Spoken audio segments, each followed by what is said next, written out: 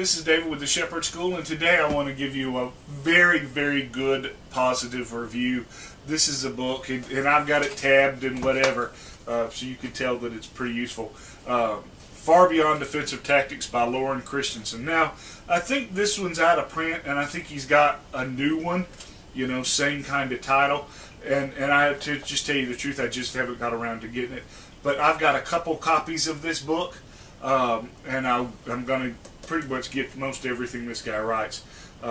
He's an old military MP, you know, Vietnam era, who became a cop out in Washington State, and, you know, long-term black belt martial artist. And basically what he did is he took, you know, his dojo knowledge and put it into, you know, law enforcement combatives, and, you know, teaches actual real techniques that work on the street.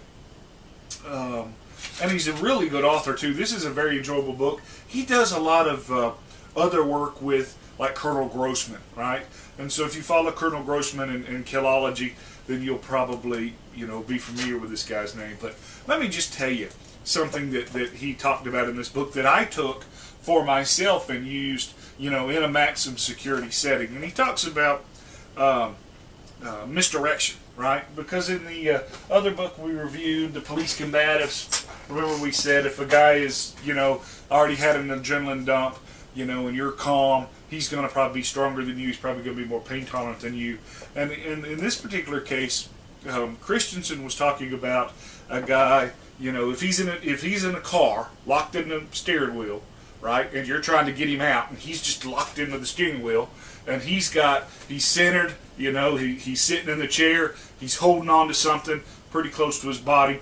You're standing outside the car trying to go through the window, right? You're at a disadvantage, and it's almost impossible to get the guy to take his hands off the wheels so that you can deal with it.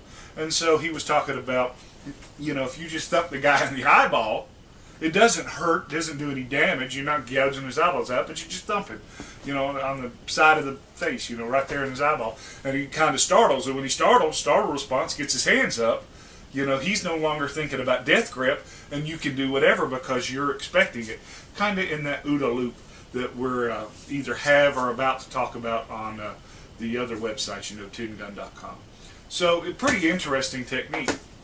And so, we had a problem, you know, in my unit, working max, and you've got the cells, and each cell has what they call a pie hole, pie flap, a little door about midway, about that big, that you can pass their food in and pass their mail in. Well, because this is maximum security, you want to keep that door shut unless you're actually opening it up to give them stuff. And because otherwise they can reach in and mess with their lock or, you know, pass contraband back and forth. Well, inmates like keeping that pie flap open because they could take their trash can, flip it upside down, sit on it, and then they're at right height to kind of just hang out the door and talk to all their buddies, right? You know, they're convicts.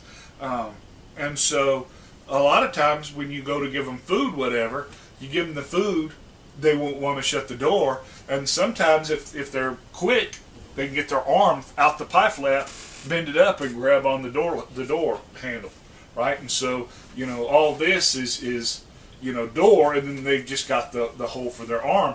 And it's just about impossible, if the guy has any strength, to pry his hand loose, because he's got all the leverage. He's right there, and you're off leverage.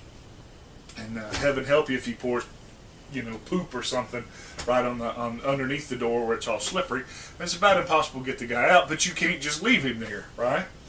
And you don't want to just take a stick and just beat the guy, because, you know, you can always resort to violence later. It's a lot better to talk them out than beat them out.